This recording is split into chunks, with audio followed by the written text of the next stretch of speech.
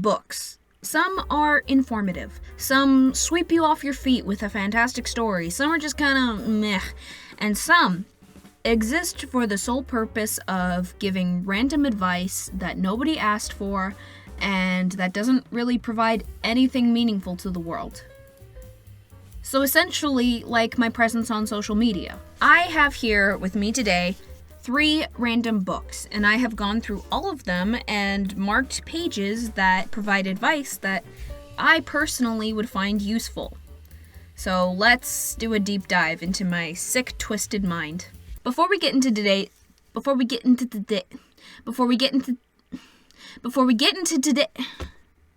I can't talk. Before we get started, I just want to let you know I'm streaming on Twitch. So if you like the chaos that ensues here, yeah, boy!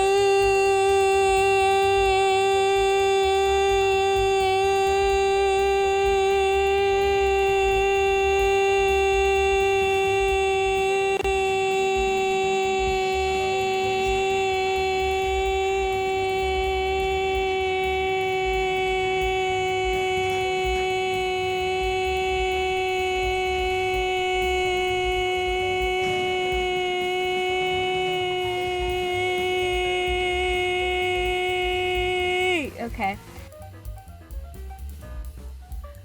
You'll love it there. First off is the Hawaiian Survival Handbook by Brother Noland.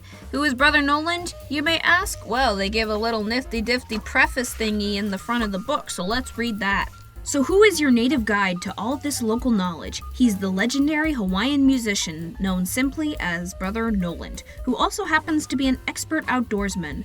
Brother Noland has spent a lifetime surrounded by Hawaii's forests, shorelines, and oceans, and has also traveled far and wide to learn from expert native trackers in other cultures. He takes great joy in sharing his knowledge with others and considers it an important responsibility to educate the next generation.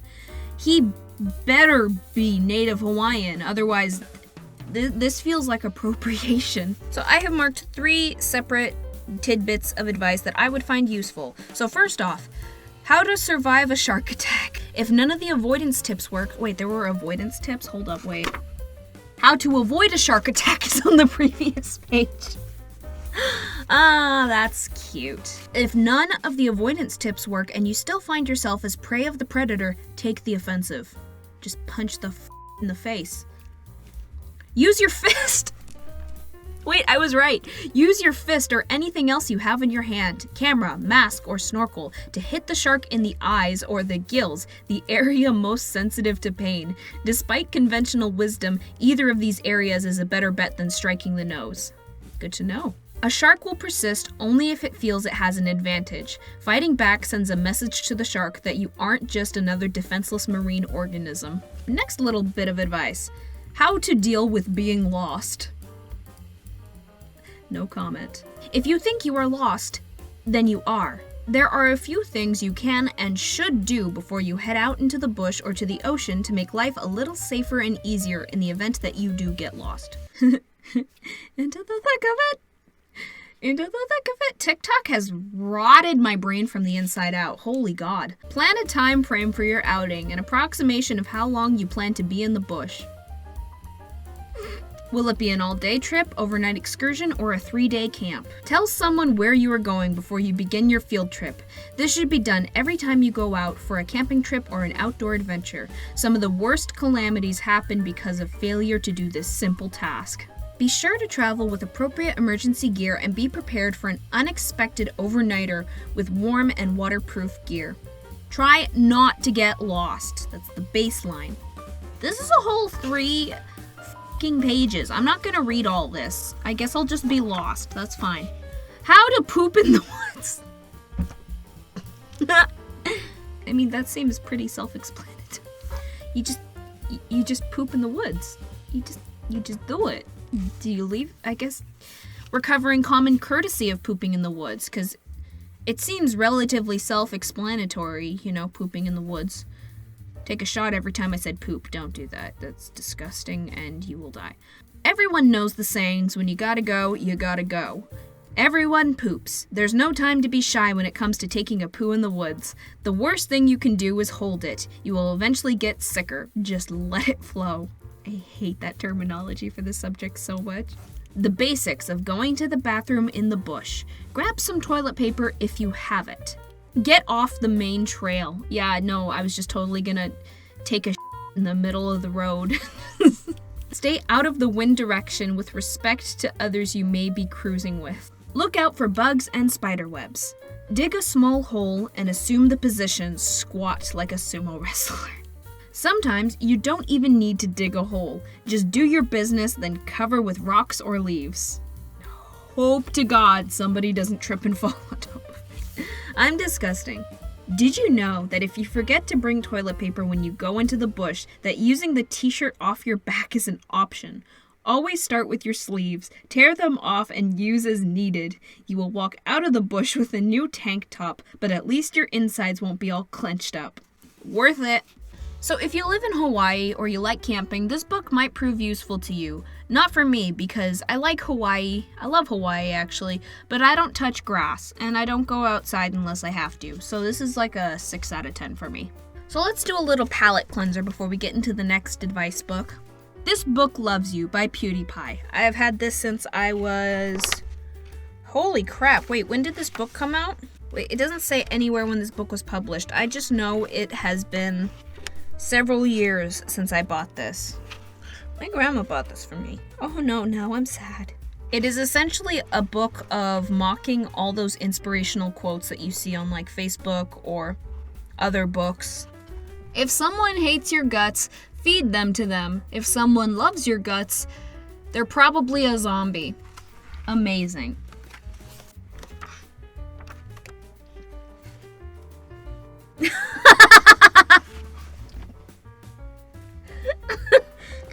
Sorry. Just because you have an opinion doesn't mean anyone has to give a f***. This is advice I needed to hear. Face your problems, unless your problem is your face. Then you need a surgeon. Don't cry over spilled milk. Cry over how sad your life is. Success is never an accident. That's why it will never happen to you. If you can't beat 'em, eat 'em. You can't die a virgin, because if you do, the world has f***ed you. Oh my god, I need to send this to Elena. Cozy Little Peach on Twitch and Instagram and other social medias. Go check her out. She's amazing. Maybe Senpai isn't noticing you for a reason. Keep your friends close, but your enemies closer. Unless you don't have friends. Then just sit in the corner and cry. I like this book. It's a 10 out of 10. It's good to know that something actually loves me. Oh, wait. Last up is Life Skills. How to chop wood, avoid a lightning strike, and everything else your parents should have taught you. So just like the previous book, I went through it and I picked out 3 pieces of advice that I think would be most relevant to me. So first off, how to remove stains from carpet. Okay, so it's talking about removing red wine and ink stains, candle wax, coffee stains, and chewing gum. Oh, it's not as helpful as I thought it would be. Never mind. Oh, here we go. How to remove a blood stain. For some reason, maybe Lady Macbeth is to blame, blood is thought to be the indelible stain. Indelible. Indelible, what does that mean? In fact, blood is easy to remove if you get to it quickly. There are ways to get rid of dried blood too. One thing to avoid is chucking your clothes in the wash without treating the stain first. Once hot water hits the protein in blood, the stain will indeed set permanently. Cool. If you can't whip off your shirt and wash it straight away, spit on the stain and rub it in. The enzymes in saliva help break down the proteins in blood. Old stains. If the blood stain is old or stubborn, soak the clothing for 20 minutes in a large bowl of cold water with 3 tablespoons of household ammonia. Then launder them as usual. And then the last bit of advice that I thought would be fairly useful is how to treat a stab wound.